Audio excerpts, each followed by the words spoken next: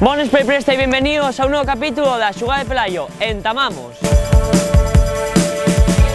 Nesta ocasión vamos a hablar del Club Marino de Lluanco, equipo con sede na cidade de Lluanco que participa na Segunda División B, categoría na que debuta tras el seu ascenso nesta pasada temporada 2018-2019. Nace en 1931 gracias a la creación de un grupo de jóvenes jugadores lluanquinos, la mayoría de ellos pescadores que jugaban los partidos contra equipos de otras localidades na playa La Ribera. En 1953, y coincidiendo con la inauguración del su actual estadio, el Estadio Municipal de Miramar, da comienzo la entrada del club a nivel regional. Con Luis Gallego na presidencia, el equipo pasa a ser uno de los referentes en Asturias. Na temporada 1996-1997 llega por primera vez a Segunda División B, consumándose el descenso. Na temporada 2001-2002 colleche la súa mellor clasificación histórica na Segunda División B, quedando nada más y nada menos que quintos, casi nada amigos. Na 2010-2011 el Marino hizo una tremenda temporada, culminando con un nuevo ascenso a Segunda División B, categoría de bronce del fútbol español. Como dato a destacar, el su escudo fízose en 1931,